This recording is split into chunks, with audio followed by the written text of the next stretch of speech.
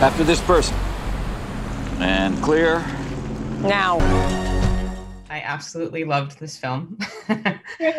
It's one of the most unique, I venture to call it a love story that I've seen in a really long time. And that's not what I thought I was in for. So that was a really lovely twist and treat. Oh, good.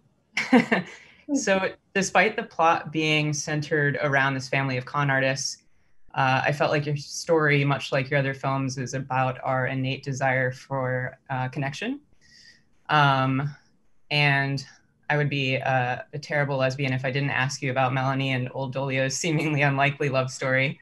So I'm just curious how you built Old Dolio's character, how you went about that, and whether or not you knew from the start that you wanted her to fall in love with a woman. Right. I mean, Old Dolio is really like this long-haired Butch icon to me. I know it's a little early to call her an icon, but I've been living with her for a long time. So, and she's really an ode to a kind of woman that's always been like so attractive to me, and I've never seen as like the hero of a movie, and I really wanted a character, like a queer character that wasn't self-knowing, that didn't have the language or the context for herself, but when this beautiful woman enters and falls in love with her, like she suddenly comes into focus, like we understand who she is through that love, and just visually we suddenly understand it. She kind of comes into her own, what she always was, through their love. I always thought it was insulting to treat you like a child, and I thought we agreed on that. We can only ever be how we are. I thought it was a spoiler. I don't know how, but I like that at least you didn't know.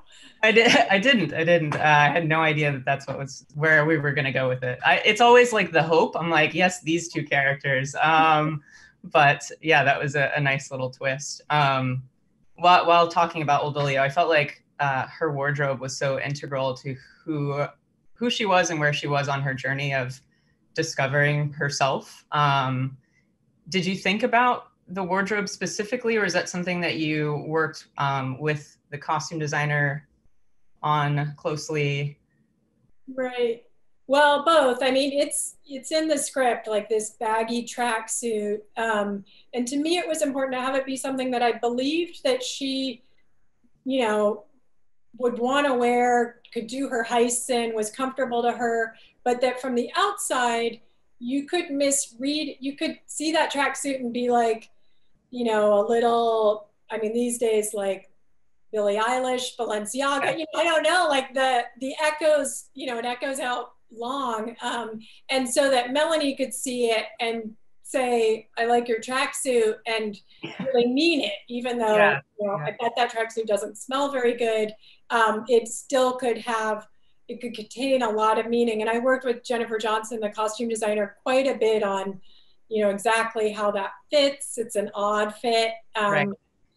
And the color, I love all those costume details. So that's quite fun for me. There's a camera there, and there. You have incredible style, by the way. I always love seeing what you have going on. I feel like you are a bit of a fashion icon. How much of your personal style is influenced by your identity? That's something that I think about a lot. It's a way that I express myself on a daily basis. So I'm just curious. Yeah, I appreciate it, by the way. Like, this is a visual medium we're working in today. Yeah, I mean, to be honest, it's art to me like all the other things I do. The only difference is like, it's just pure pleasure. There's no hard part. Yeah. It can take discipline. It's just joyful, and I really love it for that. But I think it's meaningful in the same way. It has layers of meaning in it. Yeah, absolutely. Well, thank you so much. I appreciate it. I think that we're out of time. I look forward to sharing this film with everyone. I really, really loved it. Oh, thank you so much. Yeah, thank you. Take care. Take care.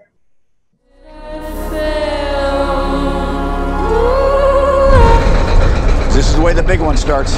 If you're lucky, you'll get crushed. And then you just die right then and there.